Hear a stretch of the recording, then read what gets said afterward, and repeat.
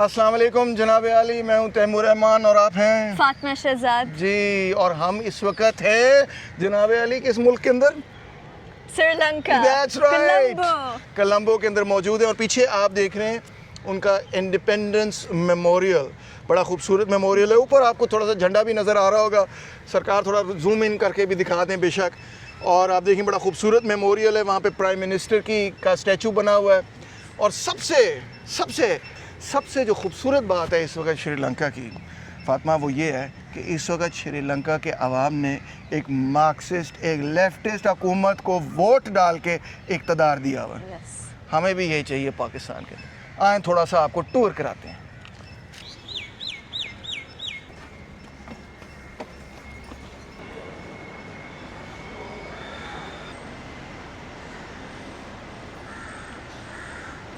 फातिमा, इस वक्त हम खड़े हुए हैं उनके मेमोरियल के अंदर, इंडिपेंडेंस मेमोरियल के अंदर। ऊपर आप देख सकती हैं कि आपको बहुत सारे स्कल्पचर्स, हाँ स्कल्पचर्स कहते हैं इनको, म्यूरल्स कहते हैं, हाँ, जो कि उनकी पूरी तारीख़ को बयान कर रहे हैं। देखें अगर आप श्रीलंकन हिस्ट्री को, और आपको पता है कि श्रीलंका के अंदर 450 साल यूरोपियन कॉलोनियलिस्ट की हुक्मरानी रही। पोर्चुगीज़, डच, ब्रिटिश सब यहाँ पे आए और उन्होंने अपनी हुक्मरानी कायम की और 1948 के अंदर फाइनली उन्होंने अपनी मुकम्मल आज़ादी हासिल की। तो आज भी दर हकीकत श्रीलंका जैसे मुल्क और पाकिस्तान जैसे मुल्क एक नई किस्म की कॉलोनियलिज़म में फंसे हुए हैं, जिसको हम जदीद नौआबादियाती निज़ाम कहते हैं उर्दू में, जिसके अंदर डेट में फंसा के और जिसको कहना चाहिए कर्ज़ों के अंदर फंसा के उनकी इकॉनमीज़ को दर हकीकत कंट्रोल किया जाता है। पाकिस्तान में तो ऐसा नहीं है ना। पाकिस्तान में बिल्कुल ऐसा, but it's very interesting to me कि श्रीलंका के लोग इधर मतलब एक रिवॉल्ट हुई, लेकिन उसमें से एक नतीजा ऐसा निकला कि लोगों की कॉन्शियसनेस लेफ्ट के टूवर्ड्स आई। तो मतलब लोग ये पॉलिटिकली रियलाइज़ कर रहे हैं कि एंटी IMF होना ज़रूरी है इन शैकल से तोड़ने के लिए इनको, क्योंकि ये स्ट्रक्चरल चीज़ें हैं। तो कॉमरेड, आप हमें थोड़ा बता सकते हैं कि इधर IMF का कैसा रोल है, how it's similar to Pakistan, how it's affecting the public sector and the people? बस उन्होंने वही कुछ किया श्रीलंका के साथ जो पाकिस्तान के साथ किया, मगर यहाँ शिद्दत बहुत ज़्यादा थी। जब श्रीलंका की सिविल वॉर ख़त्म हुई, जो कि आप जानती होंगी कि यहाँ के सेनेलीज़ और टामिल्स के दरमियान 40 साल जंग चलती रही, and it was a very brutal war, बड़ी ब्रूटल किस्म की जंग थी दोनों तरफ से। तो टामिल्स को इन्होंने क्रश कर दिया, वो बहुत ब्रूटैलिटी से फ्रेंकली क्रश किया। मगर क्रश करने के बाद श्रीलंका ने ये सोचा कि बस अब हमने टेक ऑफ करना है। टेक ऑफ करने के लिए उन्होंने इतने को कर्ज़े लिए कि जिसकी हद साफ कोई नहीं। और इनका ख़्याल ये था, थोड़ा सा चलते फिरते भी हैं, इनका ख़्याल ये था कि शायद इतने कर्ज़े लेने के बाद जो टूरिज़म वग़ैरह होगा उसके नतीजे में बड़ी तेज़ी से ग्रो कर जाएंगे। मगर ऐसा हुआ नहीं। बीच में आ गया कमबख्त कोविड। जब कोविड आया तो इनकी सारी इनकम तबाह बर्बाद हो गई। यहाँ पे ऑस्ट्रेलिया से, रशिया, यूक्रेन वगैरह से बड़े टूरिस्ट आते हैं, वो टूरिस्टों ने आना ही छोड़ दिया। तो इनका टोटल कलेप्स हो गया। एग्रीकल्चर में भी इनको बड़ा मसला हुआ और ये चले गए डीपली इनटू डेट, डीपली। और फिर IMF ने इनसे कहा कि रीस्ट्रक्चरिंग करो, और जब इन्होंने रीस्ट्रक्चरिंग की तो उसका रिज़ल्ट ये हुआ कि लोगों की ज़िंदगियाँ और उनकी सेविंग्स बर्बाद हो गई, जैसे पाकिस्तान के अंदर है। मगर खूबसूरत बात यही है कि उन्होंने ये सोचा कि ऐसी की तैसी हम भी लड़ेंगे इस डेट ट्रैप के ख़िलाफ़ और डेट स्लेवरी के ख़िलाफ़ हम जद्दोजहद करेंगे। उन्होंने जद्दोजहद की, अभी भी जारी है, अभी कोई कामयाबी नहीं हुई। अभी तो पहली, जिसको कहते हैं ना, अभी पहला मरहला है। मगर आई थिंक के we wish them the very best. सही है ना। हम खड़े हैं विक्टोरिया पार्क, जिसका अब नाम है विहारा महादेवी पार्क। और इस पार्क की मुझे जो सबसे खूबसूरत बात लग रही है वो इस ग्रेट आदमी का ये स्टैचू है। इनका क्या नाम है इनका? बुद्धा। कॉमरेड, हमें थोड़ा बताएं कि बुद्धिज़्म एक रिलीजन के तौर पे समझा जाए या फ़िलॉसफी के तौर पे उसकी हिस्ट्री समझी जाए? वैसे तो लोग इसको एक रिलीजन ही समझते हैं और उसको इसी तरह फॉलो करते हैं जिस तरह हम अपने रिलीजन को फॉलो करते हैं। मगर दर हकीकत अगर बुद्धा की तारीख़ को देखा जाए और उनके ख़यालात को देखा जाए तो दर हकीकत वो एक फ़िलासफ़र थे। और सबसे जो अहम बात है, कई उनकी बड़ी ज़बरदस्त बातें हैं कि इंसान ने अपनी साइकोलॉजी को कैसे कंट्रोल करना है, एक इनर पीस कैसे तलाश करनी है, वगैरह वगैरह। मगर जो सबसे दिलचस्प बात मुझे लगती है वो ये है کہ در حقیقت بدھزم ایک بغاوت تھی یہاں کے جس کو ہم کہتے ہیں کاسٹ سسٹم کے خلاف، ذات برادری کے نظام کے خلاف. کیونکہ اس زمانے میں لوگ یہ بلیو کرتے تھے کہ اگر آپ کے اعمال برے ہیں تو آپ موت کے بعد دوبارہ زندہ پیدا ہوں گے، اگر آپ کے اعمال برے ہیں تو آپ لو کاسٹ میں پیدا ہوں گے، اور اگر آپ کے اعمال اچھے ہیں تو آپ ہائی کاسٹ میں پیدا ہوں گے، اگر بہت برے ہیں تو آپ انسان ہی پیدا نہیں ہوں گے. یہ بھی وہ بلیو کرتے تھے ری انکارنیشن میں. تو یعنی کہ پورے کا پورا کاسٹ سسٹم جو ہے وہ اس کانسیپٹ پر بنیاد رکھتا تھا کہ آپ نے دوبارہ زندگی میں آنا ہے، ری انکارنیٹ ہونا ہے، اور پچھلی زندگی کے اعمال اس زندگی میں ریفلیکٹ ہوں گے. تو اس گریٹ آدمی نے یہ کہا کہ چکری کوئی نہیں. اس نے کہا یہ جو زندگی ہے یہی ہماری زندگی، اس کے بعد کوئی اور زندگی نہیں ہے، کوئی ری انکارنیشن نہیں ہے. اسی زندگی میں ہم نے اپنے آپ کو ایک اچھی زندگی دینی ہے، بنانی ہے اپنے لیے ایک اچھی زندگی. تو جب آپ کی وفات ہو جائے گی that will be the end, so make the best of it. تو یہ بڑا ایک ریولوشنری کانسیپٹ اور تصور تھا. اس کو اب ریلیجس کلرنگ دے دی گئی ہے. ہاں، لیکن جو آپ نے اس میں ایکسپلینیشن دی ہے بدھزم کی، اس سے تو مجھے لگتا ہے یہ سمجھ آتا ہے کہ ایک مٹیریلسٹ انالیسز اس فلاسفی کا ایمرج کرنے کا کن حالات میں سے ہے، کن طبقات میں سے. یہ بات آپ نے 100% درست کی. ہمارا یہ تصور ہے کہ شاید مٹیریلسٹ فلاسفی جو ہے وہ صرف یورپ کی انلائٹنمنٹ یا فرینچ کے ساتھ ہیں، تھوڑا سا واک بھی کرتے ہیں، یا ہمارا یہ خیال ہے کہ شاید صرف گریکس وغیرہ جو ہے وہ مٹیریلسٹ فلاسفرز تھے، جس طرح ڈیموکریٹس، لیوسپس. مگر ہمارا اپنا ٹریڈیشن ہے مٹیریلسٹ فلاسفی کا. ایک تو ہندوازم کے اندر ایک ٹریڈیشن ہے ڈاکٹرز کا، لوکایا ٹریڈیشن اس کو کہتے ہیں، جو کہ ٹوٹلی ایک مٹیریلسٹ پوائنٹ آف ویو رکھتا ہے.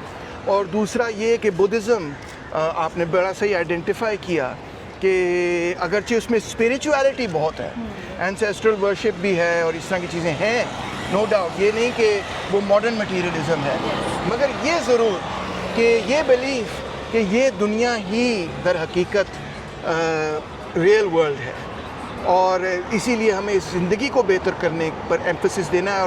اور سب سے انقلابی بات ہمارے کانٹیکس میں کہ کاسٹ سسٹم ختم ہو جانا چاہیے. یہ بہت بڑا انقلاب. کیونکہ ہم جانتے ہیں کہ ہمارے سماجوں میں کلاس اور کلاس سسٹم کتنا انٹرٹوائنڈ ہے. بالکل. بلکہ اتنے زیادہ کانٹیکس میں تو انسیپریبل ہوتا ہے. کاسٹ اور کلاس اسٹرگل مل کے چلتی ہے. اور اس کاسٹ سسٹم اور کلاس سسٹم کے اوپر آ کے جو لوگ بیٹھ گئے نا، وہ یہ لوگ تھے. ان لوگوں سے میری مراد یہ ہے کہ یہ ہے جناب علی وکٹوریا پیلس، جو کہ کلونیل بلڈنگ ہے. غالباً اوپر لکھا ہے کہ یہ 1927 میں بنی تھی. تو وکٹوریا، آپ کو پتہ ہے کوئین وکٹوریا کے نام پہ انہوں نے یہ بلڈنگ رکھی. مگر پھر جب آزادی وغیرہ نے حاصل کر لی تو انہوں نے اس کو اب سٹی ہال بنا دیا، میئرز آفس بنا دیا. تو اب یہ وکٹوریا ہال کے نام سے نہیں پہچانا جاتا. مگر جب کلونیلزم اس کے اوپر آیا، اس پورے پرانے نظام کے اوپر، تو انہوں نے پھر لوگوں کے درمیان جو اختلافات تھے ذات برادری کی بنیاد پر اور مذہب کی بنیاد پر، ان کو بخوب استعمال کیا کہ لوگوں کو تقسیم در تقسیم رکھیں. مسلمان ہندوؤں کے خلاف لڑتا رہے. 1857 کی وار کے بعد باقاعدہ ان کی یہ سوچ تھی کہ مسلمانوں اور ہندوؤں کو آپس میں لڑوا کے رکھو، کیونکہ یہ آپ کو پتہ ہے نا جو بغاوت ہوئی تھی اس کے اندر مسلمان اور ہندو اکٹھے لڑے، اور ہندوؤں نے انتخاب کیا کہ بہادر شاہ ظفر ہمارا بادشاہ ہے. اب اندازہ کریں، مغل مسلم بادشاہ جو ہے ہمارا بادشاہ ہے. تو برٹش نے بڑا ایکسپلیسٹلی یہ سوچا کہ ان کو کاٹ کے رکھو، ان کو بھی کاٹ کے رکھو، پھر کاسٹ کی بنیاد پہ بھی کاٹ کے رکھو، اور قوم کی بنیاد، لسانی بنیادوں پہ، مذہبی بنیادوں پہ کاٹ کے رکھو، ڈیوائڈ اینڈ رول. تو آج ہم پھر بھی اس کو کنٹینیو کرتے ہیں. ہم یہ بولتے بھی ہیں کہ برٹش نے ہمیں ڈیوائڈ اینڈ رول کیا ہے، اور پھر بھی ہم وہ سارے فکرے بھی ساتھ بولتے رہتے ہیں جس کی وجہ سے ہم آج بھی ڈیوائڈڈ ہیں. اور اب ہم پھر وہی ریپروڈیوس کر رہے ہیں. وہی ریپروڈیوس کر رہے ہیں. در حقیقت وہ چیزیں جو تھیں نا وہ پہلے سے موجود تھیں، انہوں نے ان کو ایمپلیفائی کیا، کیٹلائز کیا. کچھ ہمارے پوسٹ کلونیل آتھرز یہ مسٹیک کرتے ہیں کہ وہ یہ کہتے ہیں کہ یہ تو انٹروڈیوس ہی انہوں نے کی تھی. بھائی دس از نان سینس. انہوں نے انٹروڈیوس نہیں کی تھیں. یہ تاریخ میں آپ کو ملتی ہیں، تاریخ میں آپ ان کو پا سکتے ہیں. یہ کانٹرڈکشن سوسائٹی کے اندر ہوتی ہیں. دیکھیں نا، میڈیول سوسائٹی آپ کہہ لیں یا اینشنٹ سوسائٹی آپ کہہ لیں، اس کے اندر بھی جنگ و جدل، اس کے اندر بھی انویژنز، امپیریلزم، یہ سب چیزیں جاری تھیں. ایکسپلائٹیشن، سلیوری، یہ سب چیزیں وہاں بھی ہوتی تھیں. وہ کوئی جنت تھوڑی تھی. ٹھیک ہے، ویسے ہم golden age of Hinduism, golden age of Islam کی بات کرتے ہیں، مگر گولڈن ایج کے اندر بھی سلیوری تھی، گولڈن ایج کے اندر بھی پیٹریارکی تھی، گولڈن ایج کے اندر بھی لوگوں کے ساتھ ظلم و جبر تھا. تو اسی چیز کو پھر انہوں نے استعمال کیا کہ کس طرح سے ہم اپنے کلونیل راج کو مستحکم کریں.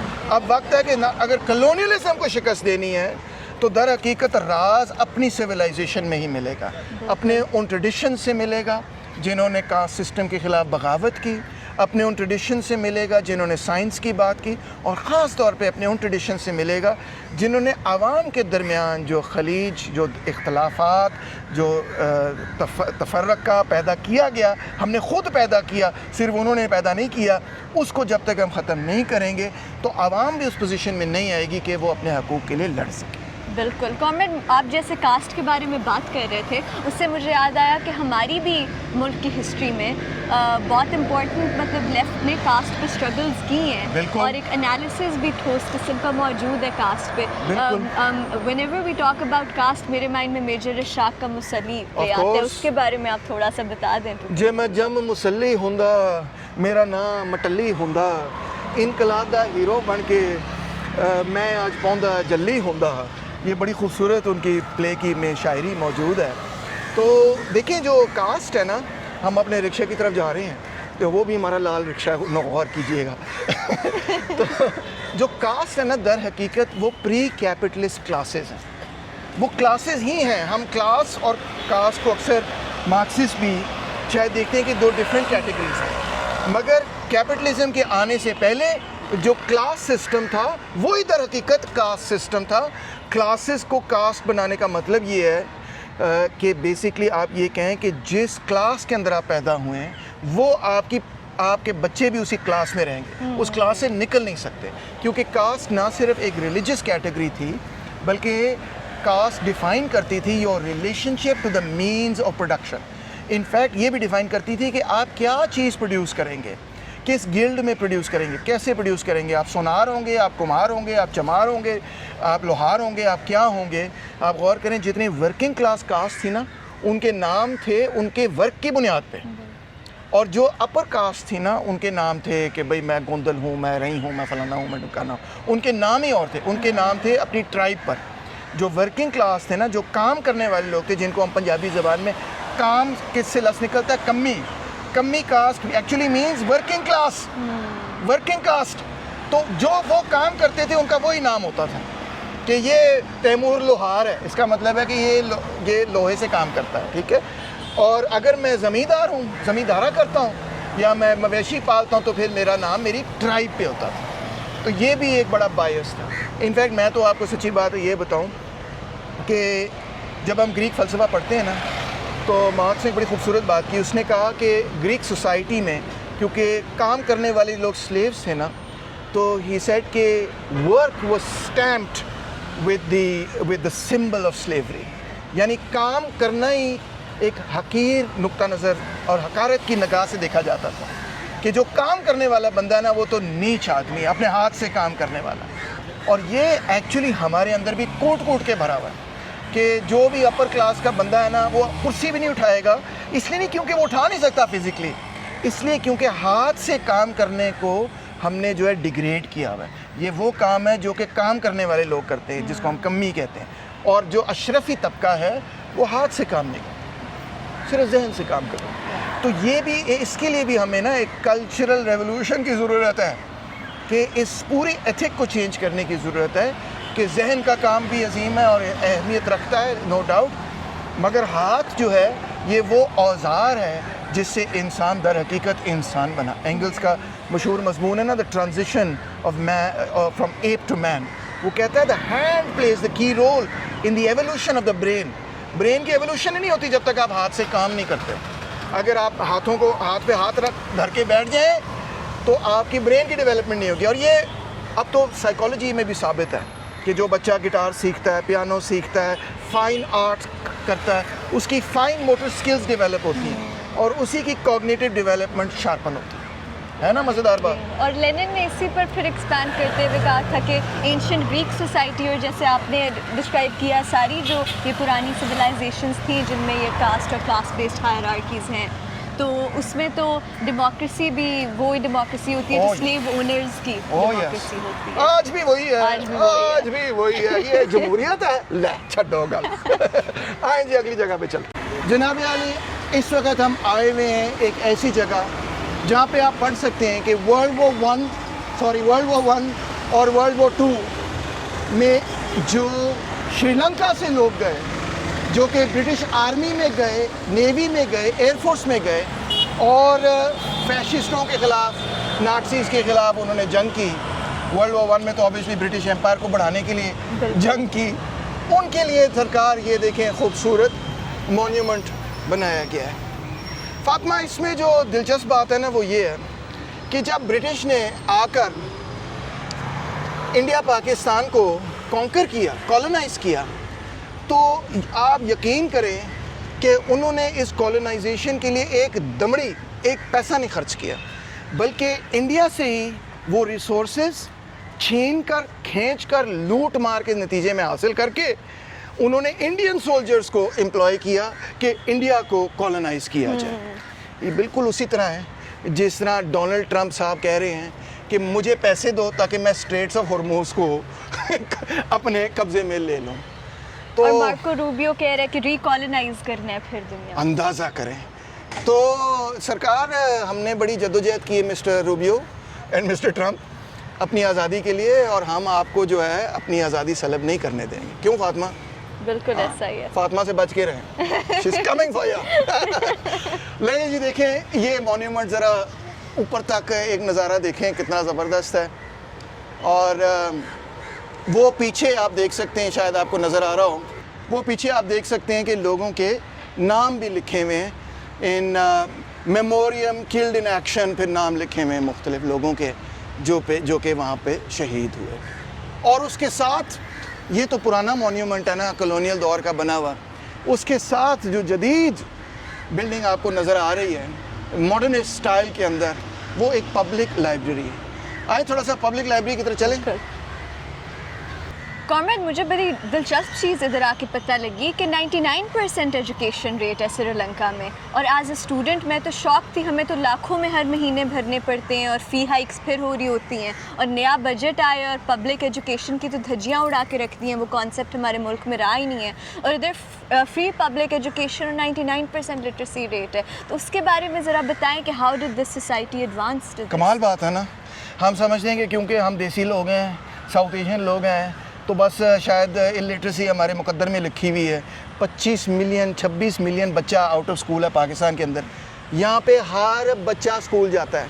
ये पब्लिक लाइब्रेरी आपको नज़र आ रही है, वैसे तो कई पब्लिक लाइब्रेरीज पाकिस्तान में भी हैं मगर नॉट इनफ। मगर यस, श्रीलंका अपनी इंडिपेंडेंस के बाद यहाँ पे लेफ़्ट लीनिंग और प्रोग्रेसिव गवर्नमेंट्स इक़्तिदार में आईं और उन्होंने ये फ़ैसला किया कि हम यूनिवर्सल लिटरेसी रखेंगे, हमने पब्लिक एजुकेशन हर इंडिविजुअल को प्रोवाइड करनी है।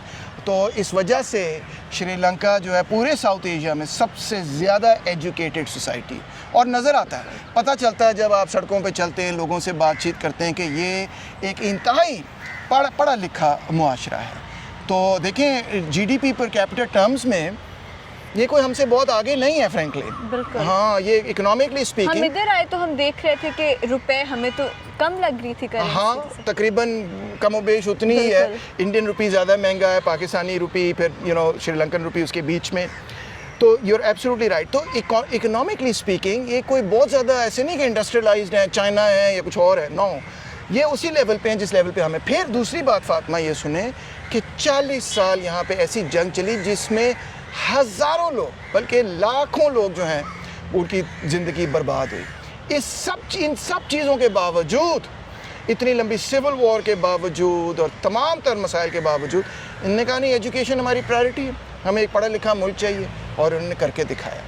तो ये सब कुछ पाकिस्तान में भी हो सकता है, इंडिया में भी हो सकता है, और मुल्कों में भी हो सकता है, सिर्फ अगर हुकूमत जो है वो ये इरादा कर ले कि हमारे लिए प्रायोरिटी एजुकेशन है। बिल्कुल। और सिर्फ हर इलेक्शन साइकिल में नौजवानों को फ्लैशी स्लोगन्स ना दे, बल्कि अगर कहते हैं कि नौजवान हमारे मुल्क का मुस्तकबिल है तो उनको तालीम जैसा बुनियादी हक तो हर बच्चे को मिलना चाहिए। हमारे मुल्क में 20 मिलियन से ज़्यादा बच्चे आउट ऑफ स्कूल हैं। कितनी अनफॉर्चुनेट चीज़ है। एग्जैक्टली। आ गए उनके नेशनल म्यूज़ियम पे। म्यूज़ियम तो हम बाद में देखेंगे, पहले सबसे पहले यार ये दरख्त चेक करो। हाय हाय हाय, ये दरख्त जब मैं देखता हूँ ना तो मुझे ये याद आता है कि हमारी जो अपनी तहज़ीब है, हमारी जो अपनी सिविलाइजेशन है, उसकी जड़ें कितनी मजबूत हैं और वो कितनी एंशिएंट और कितनी खूबसूरत और कितनी ज़बरदस्त तहज़ीब है। اس تہذیب کو اسی طرح زندہ رہنا چاہیے جس طرح یہ درخت زندہ ہے, بالکل. اور اس کو زندہ رکھنے کے لیے ہمیں اس قسم کی عمارتوں کی ضرورت ہے جہاں پہ ہماری تاریخ, ہماری ہسٹری, ہماری لیگسی, ہمارا کلچر, ہماری جو سٹرگلز رہی ہیں وہ سب کے سب جو ہے ایک جگہ, ایک ایسی جگہ محفوظ ہوں جہاں سے نوجوان, نئی نسل ان کو سیکھ سکے. تو یہ ہے جناب علی ان کا نیشنل میوزیم. کیا خیال ہے؟ اچھا لگ رہا ہے؟ بہت خوبصورت ہے نا. آپ دیکھ سکتے ہیں کہ اس وقت میں شری لنکا کے ایئرپورٹ پہ موجود ہوں اور یہاں سے فلائٹ لے رہا ہوں پاکستان کے لیے واپس. بہت زبردست ٹرپ رہا, بڑا مزہ آیا کولمبو میں, بڑا کچھ سیکھنے کو ملا. تو اگلے ٹرپ پہ ضرور آپ کو اسی طرح سیر کراؤں گا. Thank you so much.